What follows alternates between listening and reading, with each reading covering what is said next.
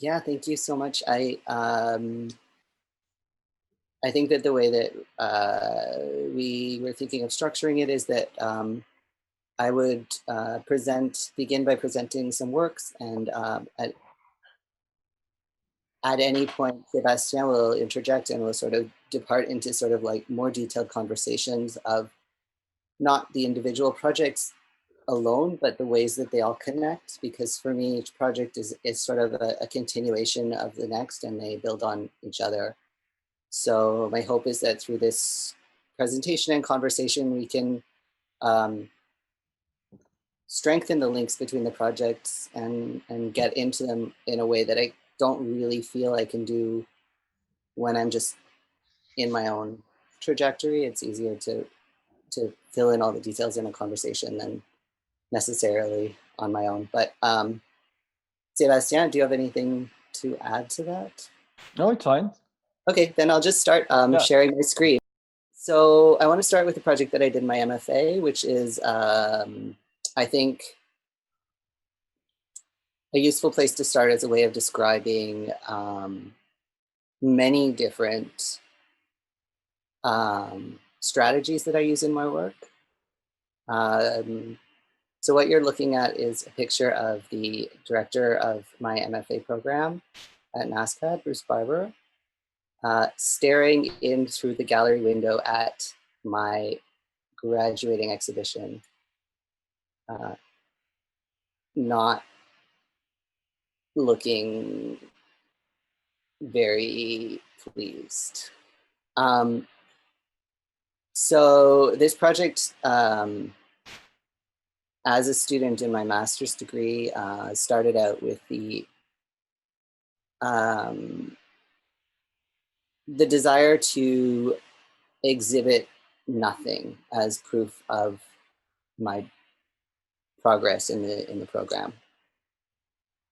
On the one hand, I wanted to try to see if it was possible to fail my MFA. And on the other hand, I was interested in sort of creating a performance that would only be visible as a performance in retrospect. So at the moment, so to create a kind of work where there was no contact between the performer and a public that was informed that it was a performance. So the entire year leading up to the exhibition, I was engaged in a durational performance of pretending to be working on a large sculpture. And I sort of built that performance by showing up to seminars, wearing work clothes and covered in dirt. I faked injuries from having done that work. And I filled out injury report forms through the sculpture department in the metal shop for injuries that I did not sustain. I set up meetings with supervisors and chairs to see my large sculpture, but then I would constantly postpone those meetings or cancel them. And I also posed for photos in these various shops working. And all of this was meant to sort of create the impression of a large sculpture that would be, presented in my MFA degree exhibition.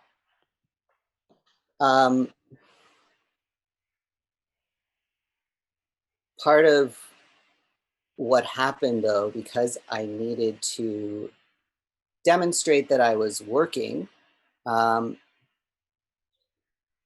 Bruce, the director of my program, approached me and said that if I wasn't using my studio, because at that time my studio early in the year was empty, so if I wasn't using it, I would need to give it up, and other faculty members were interested in using the space. So I realized part of making it look like I was working was that I needed to have some kind of material in my studio space.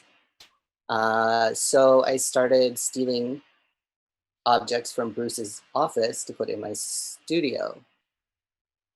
So I started out by taking a bunch of books from his office particularly ones on performance. And then I moved on to these objects on this side. I'll just move this out of the way a little bit so you can see, like, just small objects. Oh, that's better. Throughout the year previous, I'd formed an alliance with the office secretary of the MFA department. And so she was also helping me because Bruce was starting to get quite suspicious and was forbidding me from entering his office because of my habits of taking things. So then the secretary, Janice, would help me set things aside, and then I would take them up to my office. And at a certain point, I even started collecting garbage from, like, his garbage bags and taking them up to my studio. So at the point of the exhibition, the gallery was empty. People were really angry, but we can talk about that more.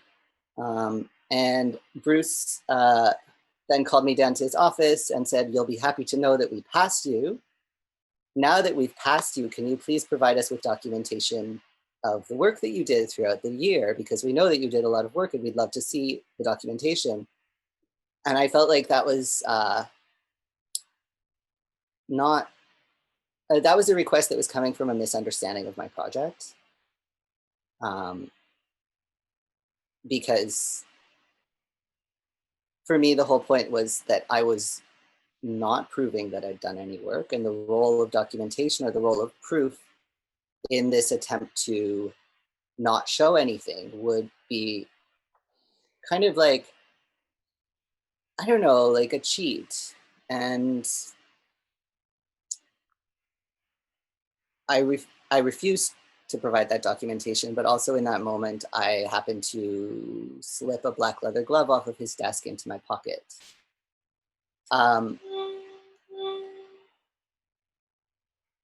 That's a picture of us in his office. And at that point, I also had made a pivot towards giving away the objects that I had collected as works of art. This is a picture of my friend, artist Michel Lacombe, who came to visit me during my MFA defense, collecting Mona Lisa that I took from Bruce's office. And here's a picture of Robin Metcalf, a curator in Halifax, to whom I gave the black leather glove that I stole from Bruce's office. This giving away of the objects in order for them to become art objects they were accompanied by a deed of gift, which I got from the Art Gallery of Nova Scotia. So this was filled out whereby I gifted this glove to Robin as a curator. Robin felt guilty knowing that this was Bruce's glove and left the glove anonymously in Bruce's home mailbox. Bruce felt upset and wrote me an email upon receiving his glove, assuming I had returned it and assuming I had taken it, saying that I could have at least knocked on his door when I returned it.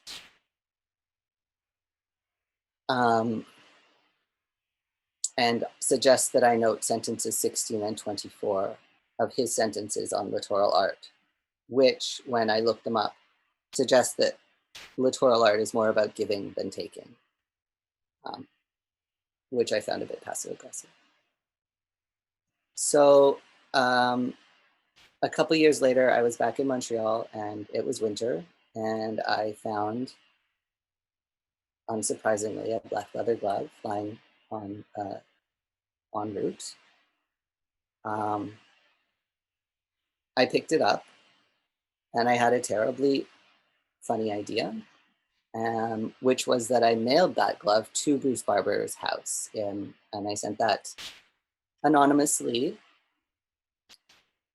to his home address. And then continued to do this because I kept finding gloves. I continued to send him a glove once a month for several years. And I bring this project up first because it keeps going. And Dominique, you know that, like, I was contacted last year by one of the MFA students who's currently at NSCAD, and he said he had talked to Bruce about it, and Bruce had given him one of the gloves I had sent him, and he left it in the folder where my MFA thesis should be. Yeah, yeah, where my MFA thesis should be in the library. He put the original glove that one of the original gloves I'd sent to Bruce. And this is a post that Bruce recently put up on Facebook, where he attributed this. These are the gloves I sent him. And he attributes it to Tristan Tzara, which is a valid association, but you know, there are others. So yeah, that project is called Sinister because of sinister means the left hand. And I just like this sort of descriptor that gives.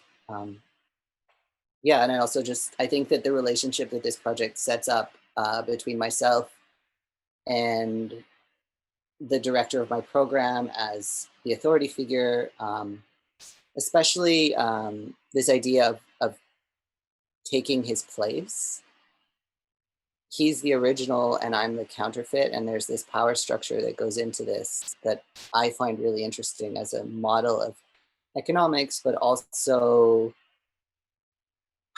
this relationship between the original lost glove and the multiple replacement gloves, which are always insufficient, but also always haunting and reminding of the original loss, sets up a really fetishistic dynamic that I find really interesting. So I'm going to talk next about a project called Popularity, which I did in 2012. And I think that there are productive interconnections between these projects. And Sébastien, feel free to just jump in anytime. Yeah. Yeah. So this project started from it started from conversations with my friends where they were working in artist run centers and they were complaining to me about the CADAC forms that everyone in Canada has to fill out that measure the,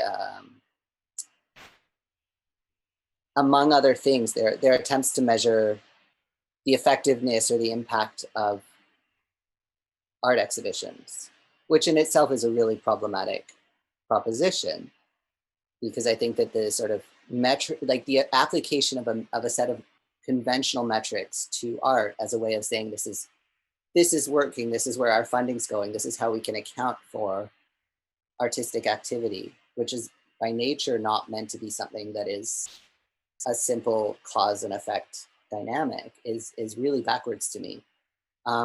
I reacted especially to the idea, to the one metric that they were asking for, which was that artist run centers and museums count the number of people who come in to see the shows. And that somehow this record of popularity is supposed to be a valid measure of contemporary art, and not the quality of one visit or the quality or duration of an engagement. Like, why do we care how popular something is? The election today is showing us that popularity is certainly not a measure I want to hold myself up to. So I find that really problematic, and I wanted to sort of bounce off of that. So this was the first Calc grant that I ever got. I applied to acquire a budget that I would use to pay people to go and stand in a gallery in order to make one show artificially popular.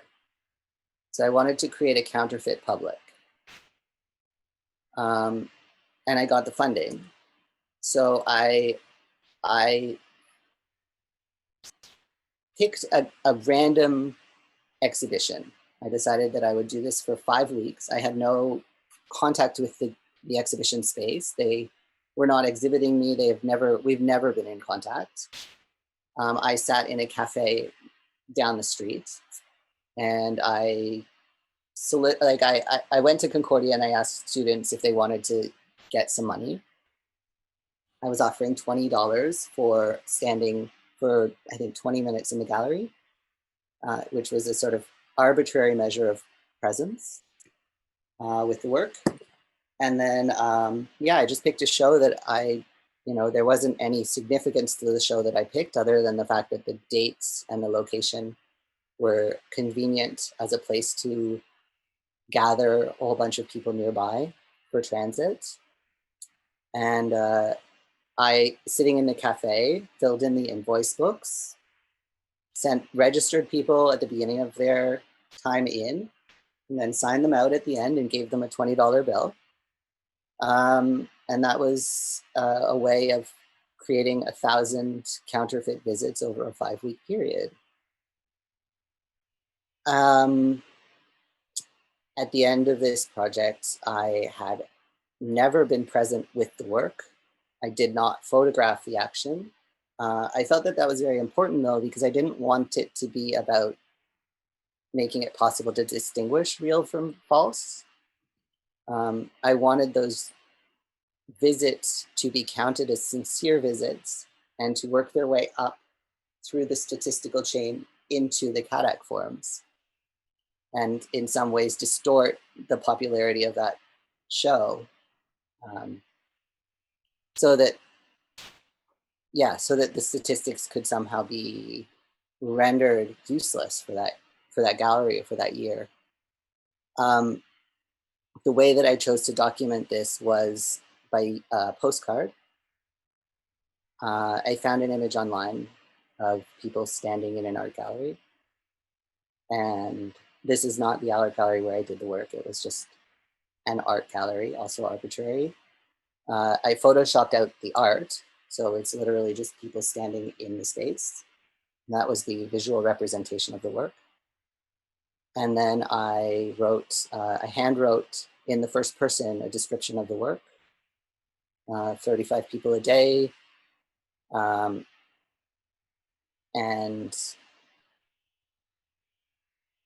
it's also, I made sure that it's also anonymous.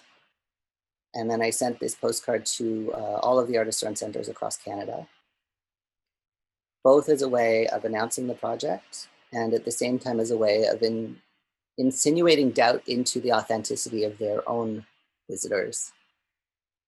Because this is completely unhinged from any form of index, it is possible that it could be their public that was fake. There's no way of proving that it wasn't. So I like that this acts as a document, but it has no form of authenticity to give it, to be able to tell what's real or what's not, what's true or what's false. One further spin around this was that when I filled in my final report to the funding body, to the CALC, the officer wrote back that they would like to have photographs presenting the intervention, that my documentation wasn't adequate to close the file.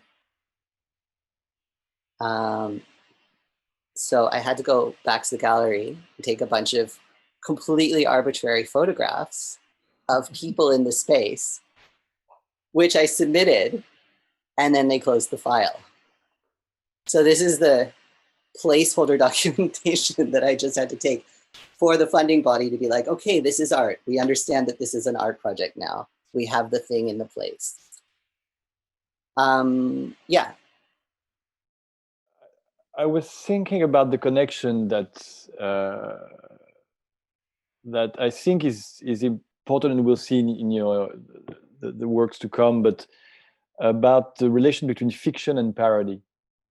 And fiction, parody, maybe also go to the point of using the term that Benjamin UQO used about Marcel Brother's called farce. I don't know how to translate that in English. Farce, same word. Farce, yeah. And the question of authenticity. And I wanted to bring two figures, and I was wondering if you knew them at the time.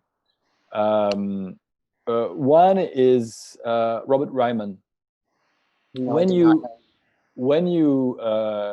when you come to the studio covered with plaster, with wounds, with the costume of an art worker, it's as if you were embodying all the elements that were the kind of emblematic or phantasmatic material of the artist. In a way that maybe it's very audacious to bring Ryman, but the way Ryman is deconstructing all the elements that constitute the artwork in a self-reflexive and self-critical way on paintings and elements of that looks like sculpture, and not showing the mark making as a representation of an image or a specific metaphysical content, but as an object that stands in such a way, affects the material in such a way. And so all what we know about Ryman's way of decomposing the emblematic elements of painting and sculpture, in a way we're embodying it in a, I think, parodical way. I don't know if we say parodical, but there's a sense of parody. And the second figure that was associated also to or could be associated in various ways is Christopher D'Arcangelo, and the day's work that he undertook with other colleague of him, where he was they were making actions in galleries and into gallery space museums and on people space, where they were inviting people to visit the studio when it became a kind of white cube in a way. So they were inviting them, listing all the parameters. So starting with days work, 5 days work, list of the material, and so on, which was also kind of parody. And I was wondering if you knew these kind of works at the time, and how it came, because the context in which you studied was not so much reactionary. They were not proclaiming the return of the painting and the sculpture, or maybe I'm wrong, because some very advanced art institutions in the 60s, 70s became le retour a été could have sometimes been a little bit difficult. So could you tell a little bit about the context, and if you think these connections are relevant or not? I mean, I was coming from Concordia and Montreal, and I moved to Halifax. And NSCAD is in Halifax and Concordia is in Montreal. And at Concordia and in Montreal, there's generally a large culture of performance art, gestural art, and furtive practice. And these were sort of the context that I was coming from. I was not coming from conceptual art, because I was doing projects in my undergraduate degree that had to do with exchange, embodiment, and intimacy. And that had to do with an ambivalence around contact, an ambivalence around touch, and an idea of projects that could be invisible. And when I got to NSCAD, there was this history of the school as being a center for conceptual art. All of these major figures in conceptual art were coming to the school in the 70s and teaching there. They had Joseph Beuys, they had Vito Acconci, they had Lucy Lepard, they had Gary Neal Kennedy was the director there. All of this history was at NSCAD, but when I got there, the school was embedded in this idea of craft and the workshop and the material as being the height of what an artist did. There was a real swing towards materialization technique. And when I was there, it was around the time when I think that the O Canada show was launched, which was this curator from the States suddenly discovering Canada and presenting a thesis of what Canadian art was about, which was really like grounded in material practices and doing something many times and making a big thing by doing the same thing many times, which I found super boring and quite condescending. But everyone was so excited that America had finally discovered Canada. And this kind of acceptance that making things was art was really disappointing to me. And the only person in that school who really connected with my show of an empty gallery was Gary Kennedy, who brought his class and said that it reminded him of what was going on in the 70s. But while I was there, I had not read 6 Years by Lucy Lepard. I had no contact with institutional critique. I had no contact with conceptual art. I had to learn all of that after my MFA. At that point, I was really still interested in performance art, in this idea between the performance action and the document. And I was actually spending most of my time studying outside of the school at a liberal arts college called King's that had classes in deconstruction, that had classes in thought after like 20th century philosophy, how to think after the Holocaust, how to write, how to exist after the event of destruction. So a lot of my studies were also about psychoanalysis and about trauma. And what I was doing in these works was mapping the event of the performance art action and its fundamental loss and its fundamental temporal in like irrepeatable status onto and that relationship to the document as a false replacement, and the way that language relates to trauma, and the way that we can never express experience through language. We can never express the event through a substitute. So that like idea of the fictionality of the document, the counterfeit, all of this is much more to do with deconstruction, psychoanalysis, and that kind of theoretical structure than it has to do necessarily with art history. Because I'm pretty much self-taught on that stuff. Like, I didn't get very much from NSCAD. I was just pursuing my own investigations. And at Concordia, mostly what I was doing was figuring out performance art.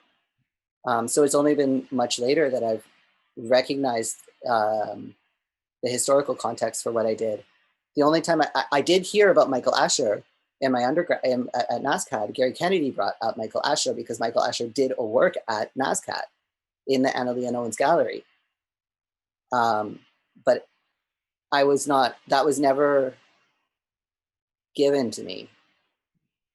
And I think in a way that's quite good, because I figured out things that were quite parallel to that program, but I had to figure out, much later what institutional critique was, because it wasn't taught. I don't know if that answers your question, but yeah, absolutely. Answer the question about parody so much, but it sort of, I think I was coming through performance. Yeah,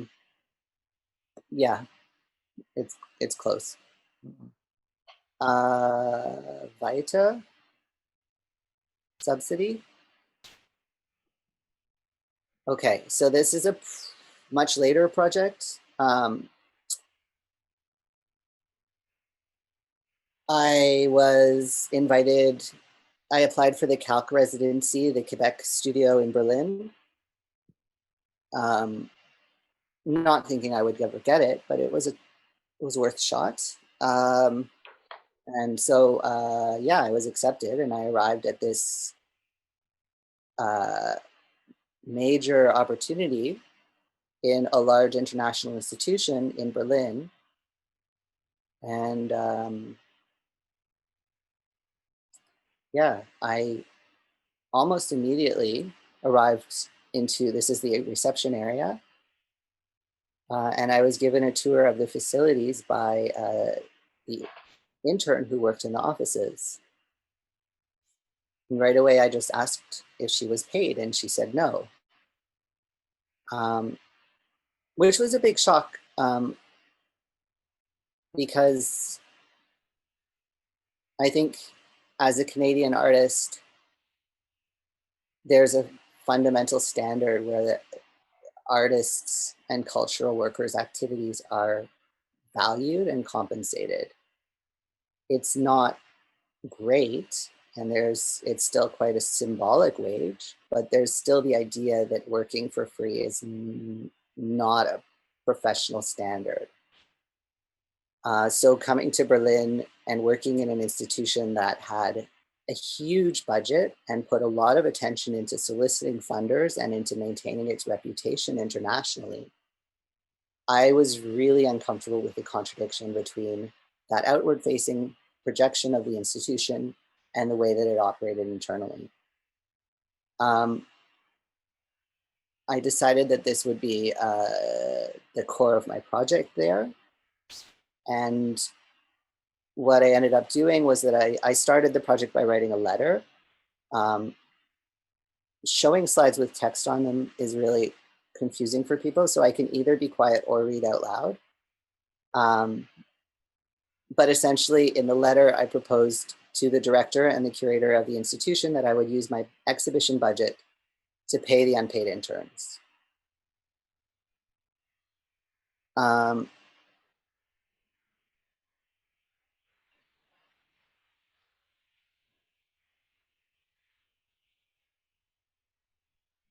And I attached this to a critique of class, particularly the fact that most people cannot afford to work without being paid at least an honorary fee.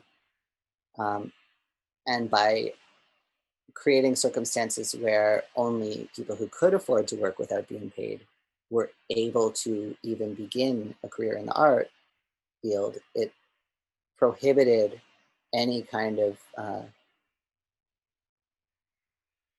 not rich people or not middle-class people from ever even beginning to become cultural workers or artists.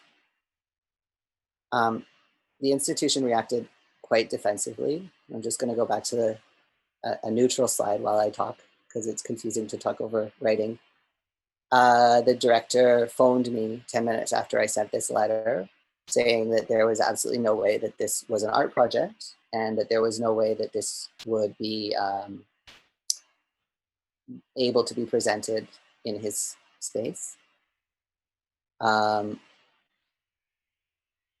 he said that it was too political. It wasn't the 60s anymore. You can't hang a letter on the wall and call it art. And that this money was for materials. And that he wouldn't allow that. It just wouldn't be possible. So I wrote a letter to the Calc telling them that there was obviously a major issue. And then also there were correspondences with the other employees in the office who were sort of trying to smooth things out for the man in charge. So in my correspondence with Valeria, she wrote back that she talked again to Christoph, the director, and they both think it would be best if I first of all asked the Calc if they generally agree with my project, and maybe it would be possible for them to transfer the money back to the Calc, and then the Calc would give the money to me directly, which was not at all what I wanted, because I actually wanted the institution to just pay their interns. I didn't want to pay the interns, and I didn't want to ask my funder, the Calc, for permission to do my project. That's not the Calc's role. As funding officers, they're not in a position to evaluate the merit of my work. That's what the jury does. So it all felt really messy. So I wrote to the Calc, and the Calc said that they will not interfere in the decision of Batanian, which I felt was really, really stressful, that they didn't back me up on my liberty to do my own work. So this is what I wrote back to Valeria. For my part, I would prefer if we could set up a meeting with Andrea. She was the financial director, especially since she's leaving so soon. The option to transfer money back to the calc is possible, conceptually at least, but I believe that a lot of the budget would then be lost to bank transfer fees, which is definitely not ideal. I would also like to ask for more details concerning why I am being redirected back to the calc for permission to continue the project. I'm under the impression, given the contractual agreements that I have with both the calc and Britannian, that so long as I don't break laws, I should already be supported in my artistic research, whatever form or direction it takes, without being required to reapply or to ask the calc to reevaluate the merit of my project.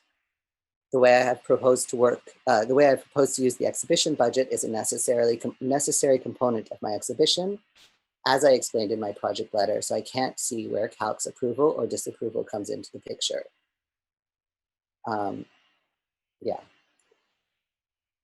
And so finally, Valeria simply wrote back to ask why I wanted to label, and I can explain this a little more. I had asked that the interns invoice the Britannian for their work, and that by invoicing the Britannian, under the purpose of the invoice, it would say performance of duties in the office. I still think that's very important because it transforms the activity of their work within the office into a performance at the same time as it is invoicing the administration. And the way that she puts it, she asks why they can't invoice me for the work that they did for me, which is a completely different thing. So I was really serious about how the language on the invoice would operate. In connection to my master's degree project, in that I was doing a year-long performance that was invisible as a performance, except in retrospect. This was also a similar sort of thing where the work itself is, from a different perspective, also a sort of performance. So in the end, I prevailed. These are scans of the invoices.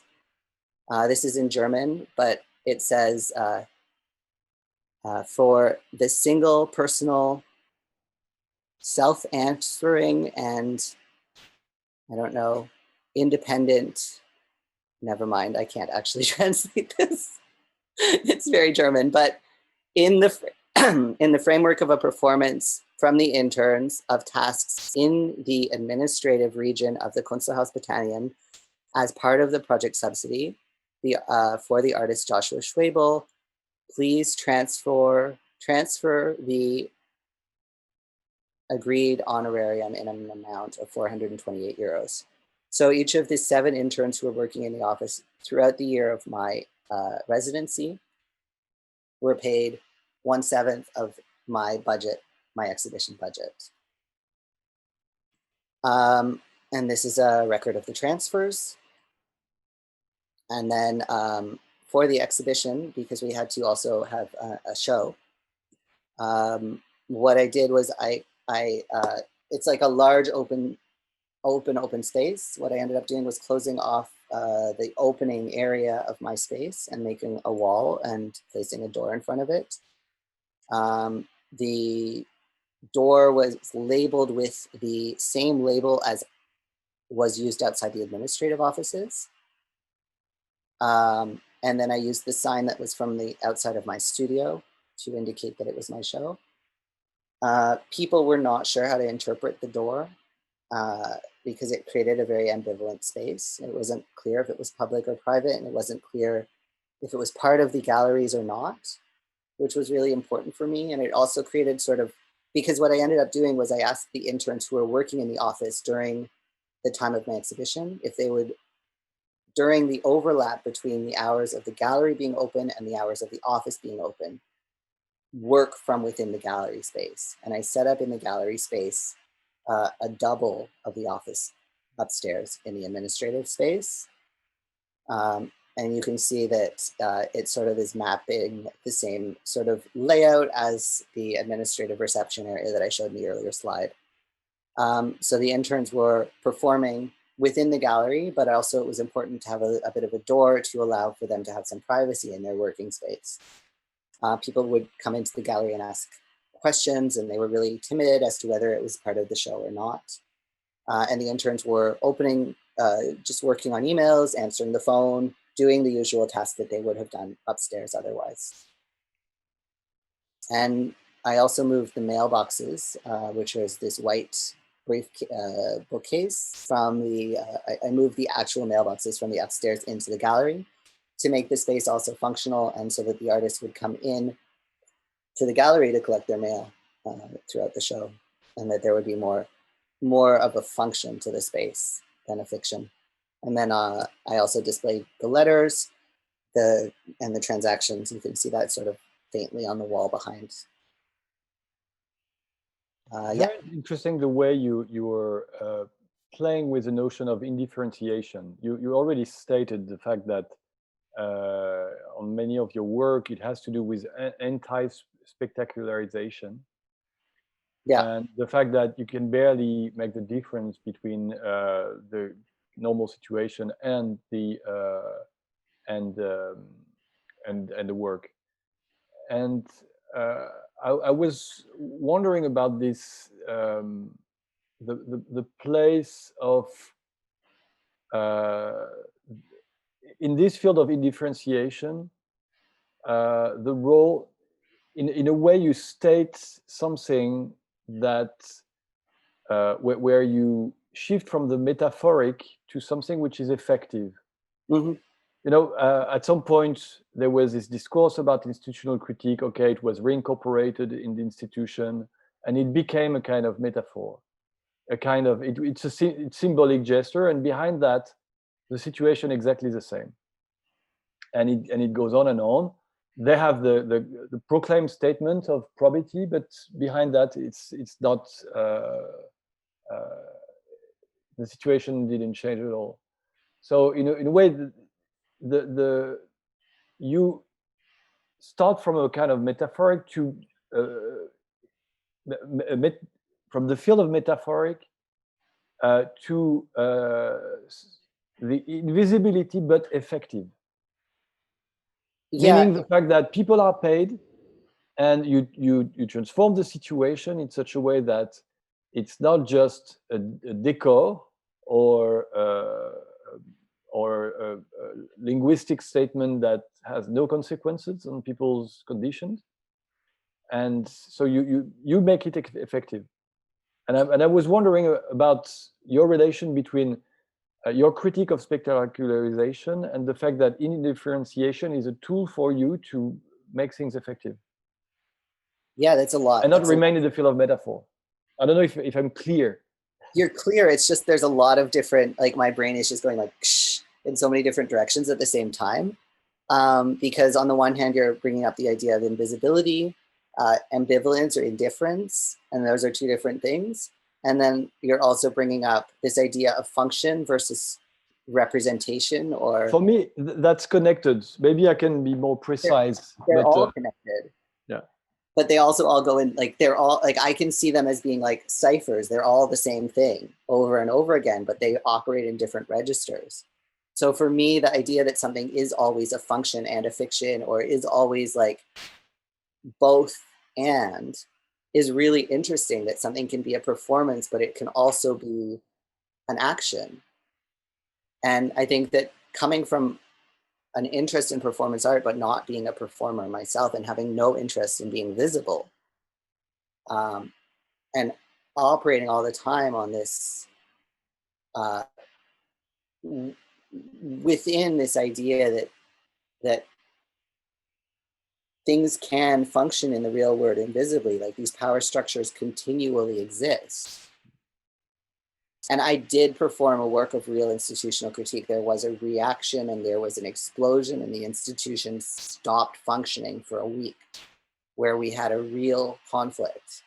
And I was told that what I was doing was not art. But at the same time, they still don't pay their interns. Like, they have a capacity to forget because all the artists have left, the interns have moved on, and there's a whole new batch of young people who want to be exploited for this purpose. So yes, I did a real thing, but it still didn't change anything, and it's back in a realm of symbolism where I'm presenting it and representing it as an image and capitalizing on that as part of my career. Like, I don't know, it always flips. And I don't want to, and then the question of the like potency of institutional critique. If it's possible to continue to pursue institutional critique when it's been appropriated into the institution and becomes a way for the institution to expand its own footprint, I mean, yes and no. I think as long as the institution, like, they chose to employ unpaid interns, they chose to distribute their budget that way. There's a very strong shift, I think, in your work compared to other works of, like, let's call them classical institutional critique, even though there's so many, but and some are also very close to what you're doing. But in a way, you're not so much addressing the public than the people in the institution, within the institution. Absolutely, that's a good and point. In a way, the public is more the people who you want to put in a situation of self-reflexivity. That's a really good point, and I think that also connects to popularity, to the work where I paid the public, because again, that work was addressed to the two people who worked in that artist run center. That was the only public who was present to that work, even though they didn't know that that was a work. It's true that my work is addressed on, like, it has multiple degrees of encounter. And this work was addressed to the staff of the Battalion. They refused to receive it because they have not restructured. But on some level, it was also addressed to the interns, and they did receive it. And they have continued to work on the themes. And one of the two people who was performing in this exhibition is writing her PhD about these issues now. And the other one is running a residency. And so I think in that regard, it has had more than a symbolic effect. But it's hard for me not to turn that criticism inwards and feel that it isn't enough. I think the impact of that work is that the director of that space will never work with me again, and I know that he's been on juries that have decided against me. That's like, those are the real consequences of that work. Yeah. But I think that the question of, like, indifference and things flipping between function and fiction, and how that is a tactic of invisibility, is a question that, like, it's not a question, it's a continuous form in my work, and it's something I find really interesting. And I don't really, I mean, I can fall back onto, like, how that maps onto trauma, like forms of trauma, or how that maps onto theories of deconstruction, like, but also how that maps onto performance art from the 60s and 70s, which is all about embedding art into life and making making administrative or bureaucratic routines conscious and present and artistic. So I think I'm interested in my approach to institutional critique in inviting / challenging the people who work within institutions to recognize the ways that capitalism and economic demands preemptively deform artistic practice. It doesn't work, though, or it doesn't always work. It rarely works, I'll put it that way. On a symbolic level, sorry to like go into, like, maybe not, how would I say, finessing too much on the. But I was wondering if you've ever been reluctant to have your work or some of your work identified as a position of a sacrificial figure, meaning sacrifice your grant, the money that an artist is legitimately would legitimately receive from the institution, to sacrifice that for I wouldn't say the benefit, but for others, which is a work. But have you ever thought that it could become a problematic position? Yeah, I think that's an incredibly problematic position, because it's like this very martyr hero. I don't want to figure in my work.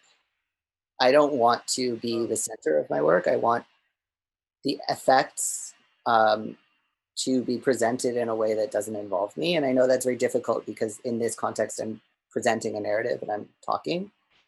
But I feel like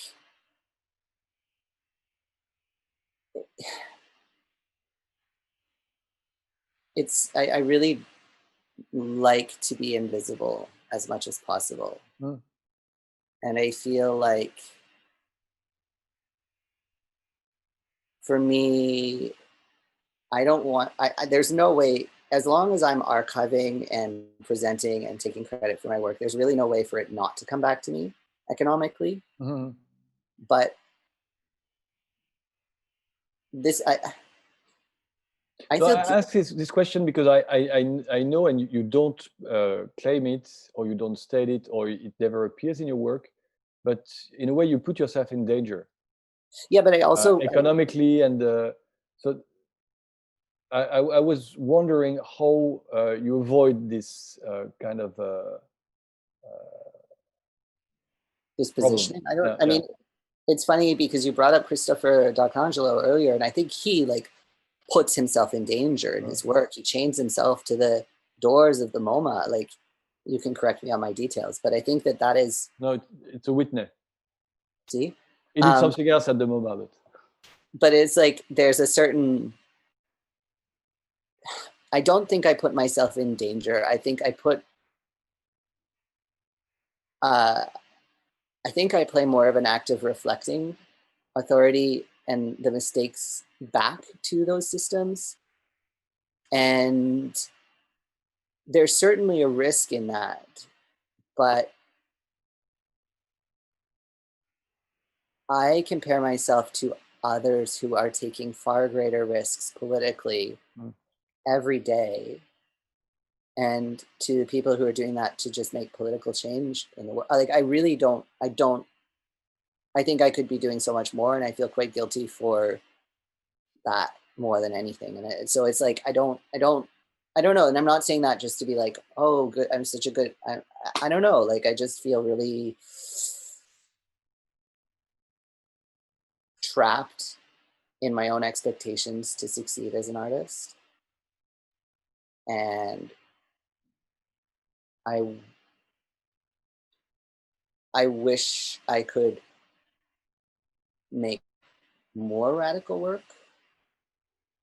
And I wish I could, I think that the situation where there was a direct conflict with the director of a major institution is very rare.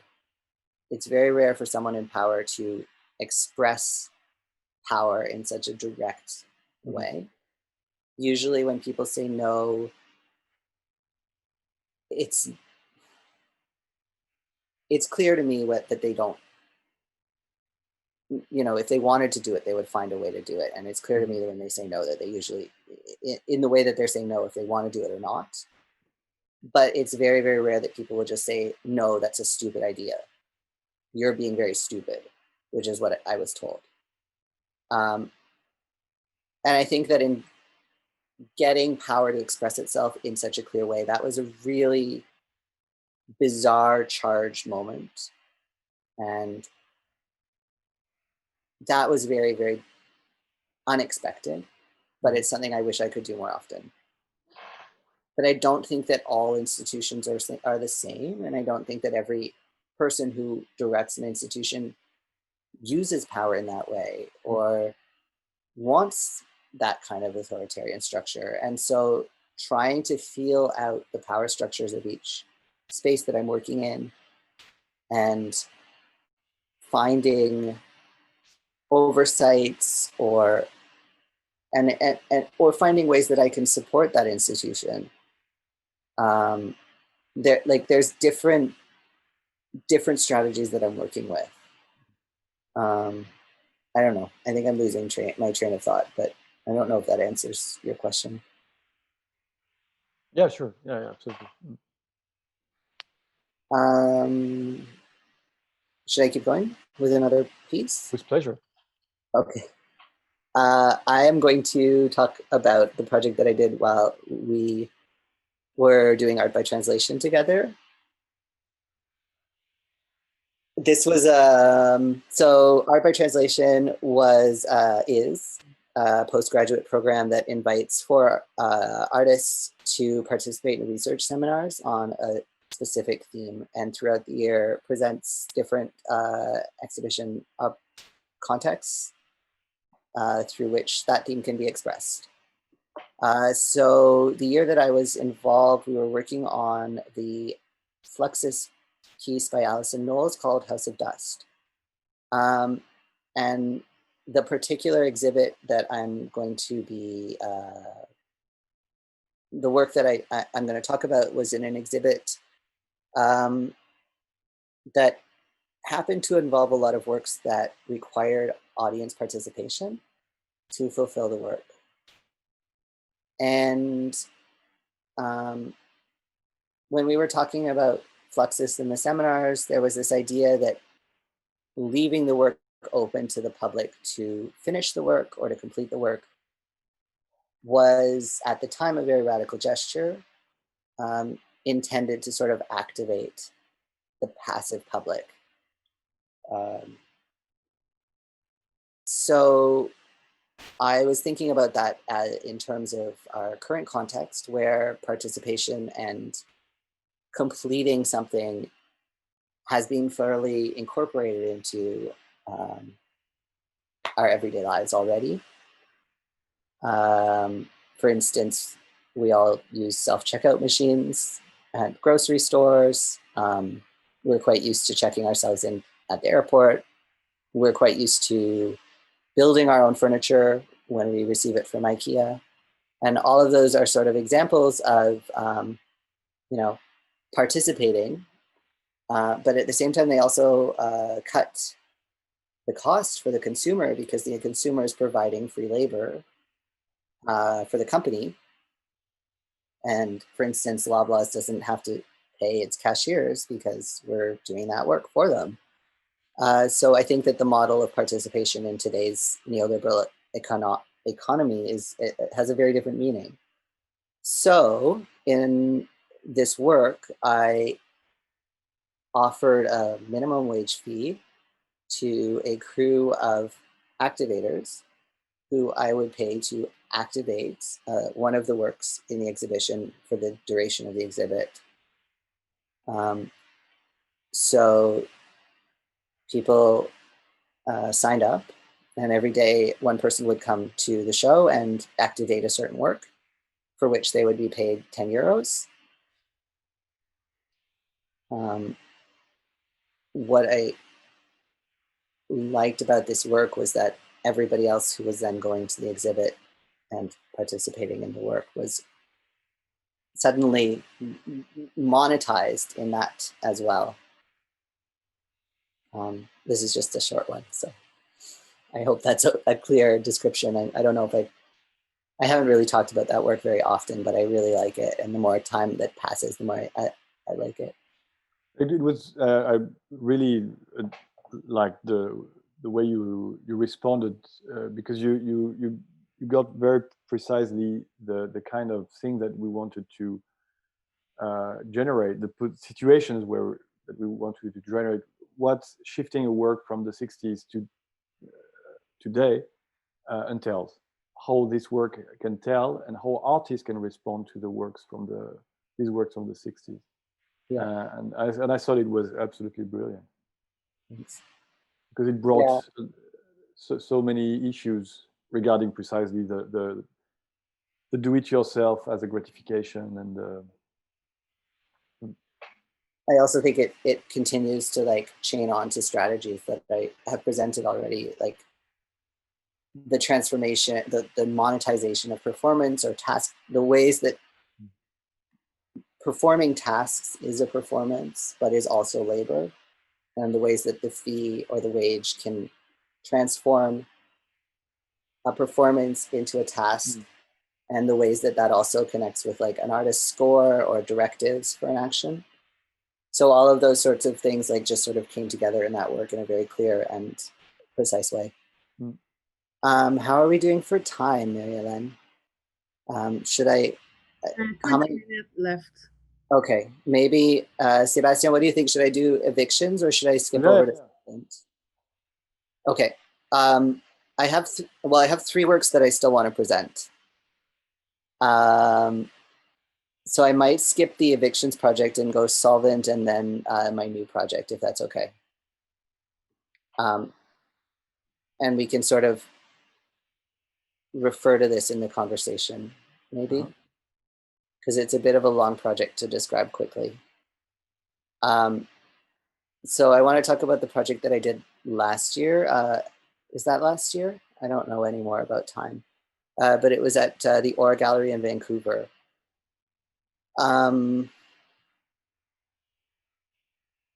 I had never worked in Vancouver before, and obviously what I knew about Vancouver, I've been very interested in the past few years, and the project I just skipped over also deals with the question of art's footprint in gentrification, and the ways, not just the ways that economy functions internally to art, but the way that art functions economically in the real world. So this project, I started looking at those questions because the real estate market in Vancouver is so extremely expensive. And that makes it very, very difficult for artists to afford studio space, let alone to rent an apartment there. And so when I was invited to the OR, I was told by the director how lucky they were to have affordable space directly in downtown. And this was a large space that was very, very cheaply rented. But that there were issues with the landlord, and that those issues had gotten worse with the change of directorship. Prior to Denise Reiner taking over the space, it had been run by Jonathan Middleton, who is a jolly, kind white man, and Denise is a Black woman. And the landlord had a great dynamic with Jonathan, but did not have a great dynamic with Denise. This was particularly precarious because they did not have a lease. They were renting on a month-to-month basis that could be terminated at any time. This is a picture of the gallery from the outside, by the way. And you can see that the gallery is directly this sort of amber lit space, but then above the gallery is SRO housing, which is single room occupancy housing for low income people on social assistance and people who are generally struggling. The space had been is the longest running gallery space in Vancouver. And from what I learned, it was very important to the landlord to maintain it, to continue that it existed as a gallery. And that was part of why he rented it at a low, affordable rate. But this was not like, he was not committed to supporting a gallery or to supporting art. He was committed to maintaining things, to a conservative continuation of the tradition of what the space had always been, if that's at all clear. So when I arrived, I was really shocked to see that the ceiling of the gallery was in terrible condition. Denise told me that she was having a lot of difficulties because the ceiling needed to be repaired and it wasn't being repaired. This is a video she sent me during one of the exhibitions. Is water falling from the ceiling, not intentionally. This is not art. This is a leak of the bathtubs from the tenants above who were overflowing the bathtubs, and this was falling into the gallery space. This is a huge problem. And Denise asked Mike, the landlord, if he would repair the ceilings, and he said no. She asked if she could, there was no way for her to apply for Heritage Canada funding to repair the ceilings because she would need a lease in order to do so, and Mike would not give them a lease. The landlord refused to give them any kind of paperwork. So they were blocked from repairing the ceilings. Denise provided, we hired an inspector to come and look at the condition of the ceiling, and he reported that there's serious issues with water damage. You can see in the middle that there's a giant hole in the ceiling with a bucket underneath it that's collecting water that's falling down. There's black mold everywhere. It was falling into the storage areas. It was really a big problem. So I called the landlord and I asked if it would be possible for me to get a grant as part of my project to repair the ceiling. And on top of that, I had a conversation with him that was about, like, why do you have an art gallery in the space? And he said he's not making money from it, but his father had the art gallery and his job is to just keep doing what his father did. And the only way he's making money at all is through renting the space out to film crews to shoot TV shows and movies. So this is a photo I took when I got there of the gallery facade being used as a film set. This is one more image of the disgusting ceiling in the gallery. So in my project, I really wanted to show the gallery as a performing material. I wanted to use the leaking ceiling as the actor in the work, as this sort of medium between the tenants above and the gallery, and the way that the gallery represented itself as a reputable conceptual art institution that is working in these horrible working conditions, and that those conditions are being ignored because people are just looking at the art. So the first action that I did was I imagined that the ceiling was so bad that it collapsed and that the lighting grid fell to the floor. And so I created this lighting grid pointing from the floor upwards to the ceiling. And this did show the ceiling and showed all of the points of damage. And you can see, this is a smaller room with also the lighting. And you can also see how large the space actually is from this view. The lighting continued into the back area, which was normally storage. I wanted to use the whole space, not just the exhibition area. You can also see a lovely plastic chute that was transporting poop water behind the gallery wall. That was not staged. That was exactly the way the space was when I got it. And then I created a second element to the show, which was a video. I was really shocked that I was making a video. I collected online all of the different TV shows, all of the footage that I could find that featured the gallery on TV shows as a back setting, or a place where there's like a location in TV shows.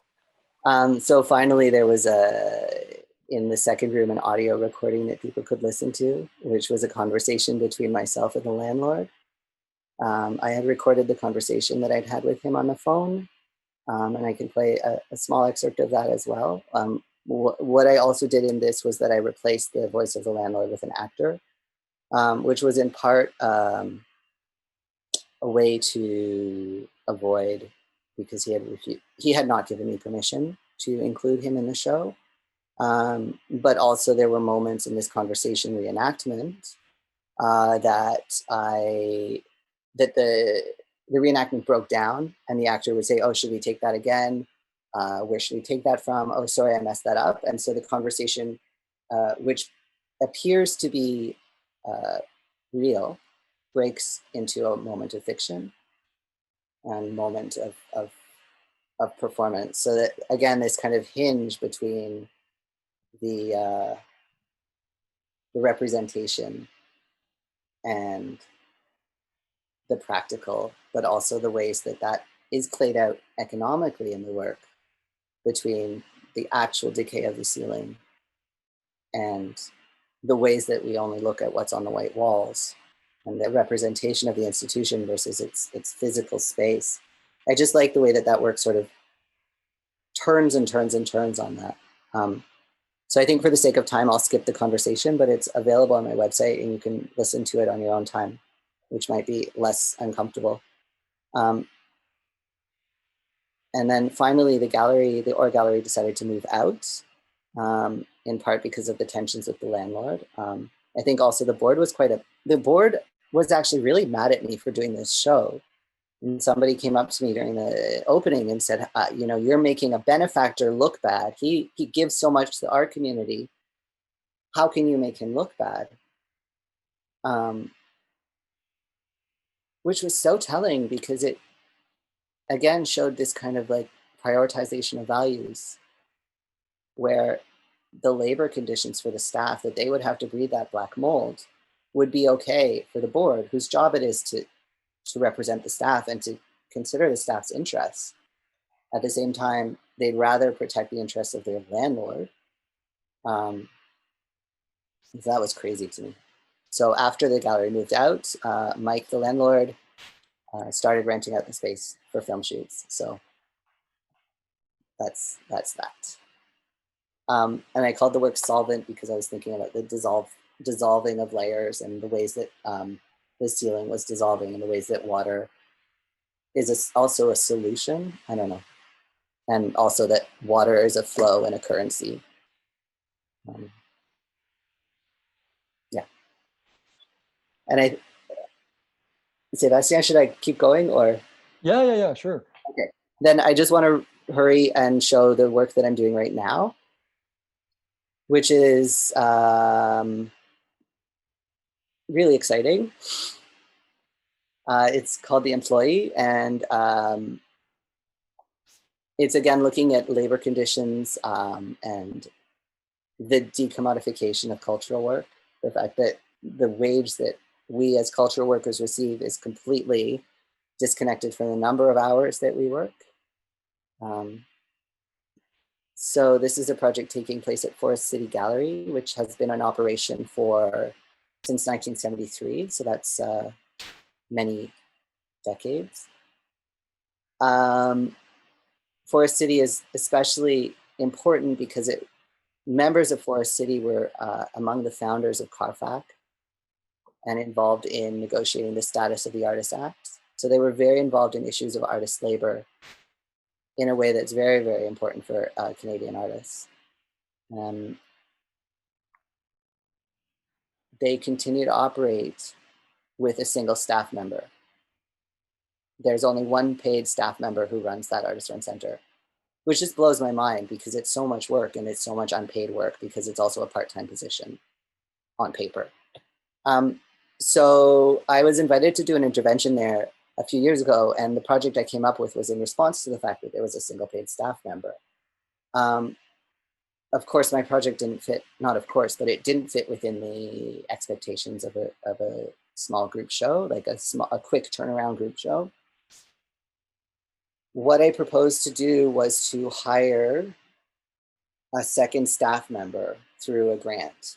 So I got a grant. I just recently in March received news that I was successful, and I received funding from the Canada Council as an artist to do a project in which I will and have hired a contract worker to work for the Forest City Gallery as a grant writer.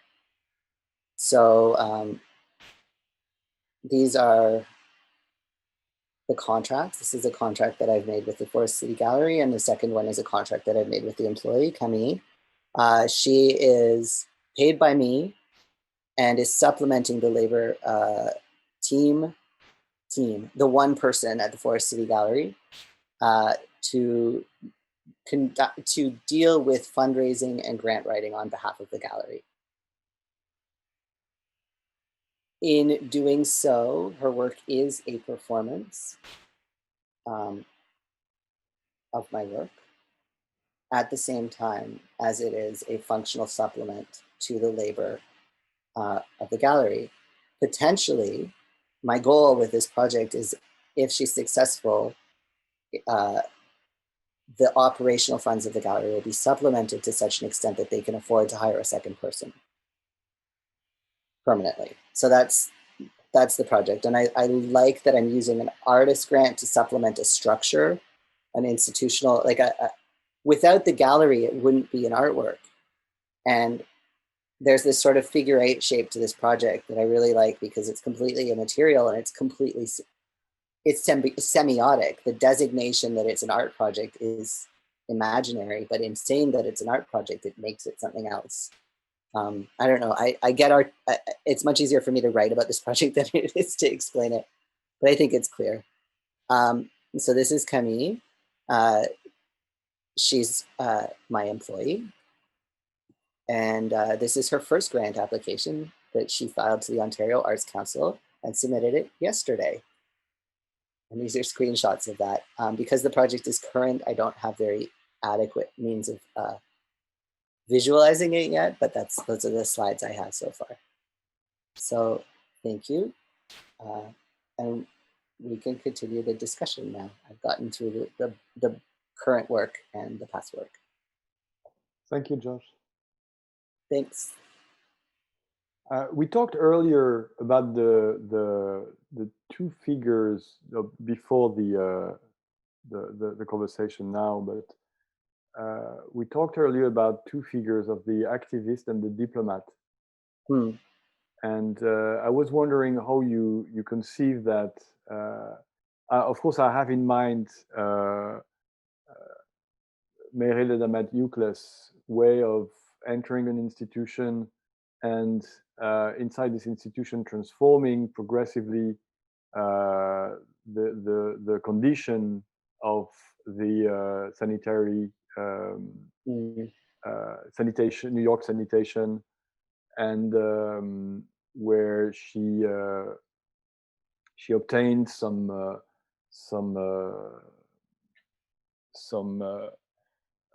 features such as showers, and also she advocates what were called the garbage men as not garbage men, but she shifted the word garbage men from the people from sanitation to the people who produce garbage. So she engaged a work more as in between activist and a diplomat.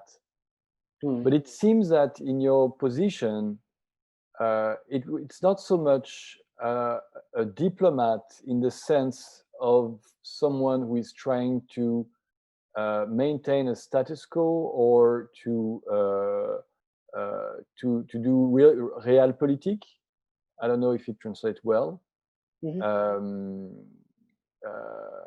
Trying to find an agreement between the parties, but more as an activist inside a structure.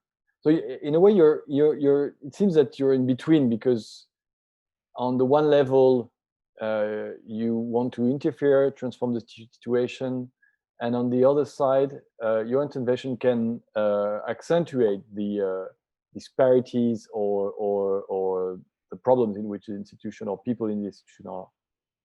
Yeah, I mean, I've never considered myself a diplomat. I do think that my work involves negotiating, a lot of negotiating, and we use the word déjouer, like thwart, like that there's a lot of correspondence. Yeah. That I recognize. Usually, though, I get called troublemaker, provocateur, or like that I'm looking for conflict, which I think is also really I think that's really inaccurate, because I'm not interested in this kind of, I find these moments of direct confrontation uninteresting, and they're not what I'm aiming for. I think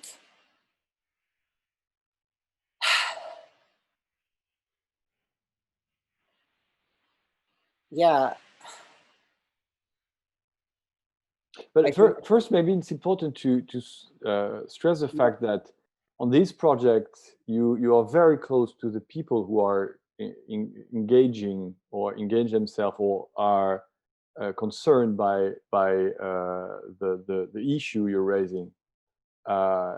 Each time you pay attention to what they have to say, you respond to the emails, and you meet them and have long conversation. I remember in Noisy-le-Sec, for another project you did, you wanted to meet the mayor, and you had multiple exchange with her, and it was a kind of a there's this sense of empathy. Mm-hmm. And at the same time, you resist strongly to an easy resolution, or you're very careful to the outcome for everyone in concerned.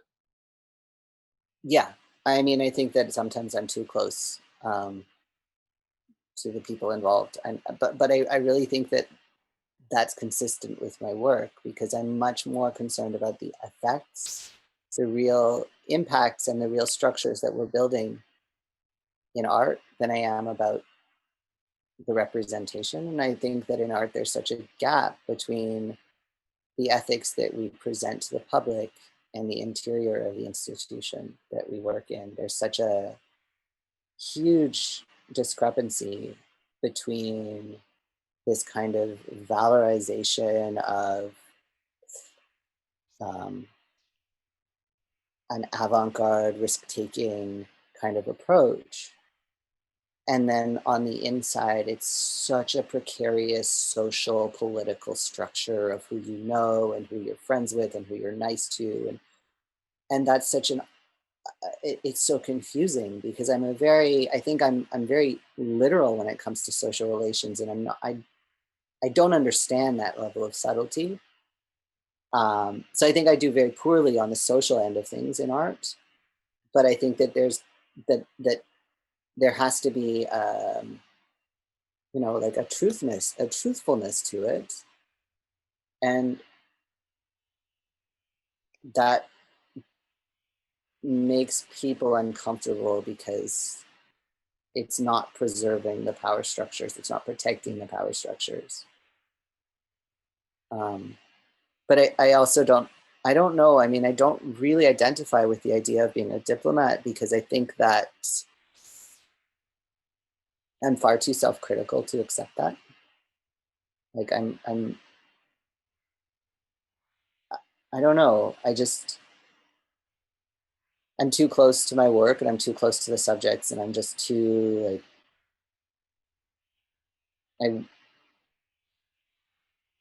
I don't want to do a work that just looks good as an artwork. And then everyone who works in the gallery is like, oh, well, he actually didn't do any of it himself, or he was actually a real diva and he's made his career on, like, if I'm going to make a project about labor, I want it to be fair. I want the people who are working to be treated like people. Like, there are just it needs to be consistent for me.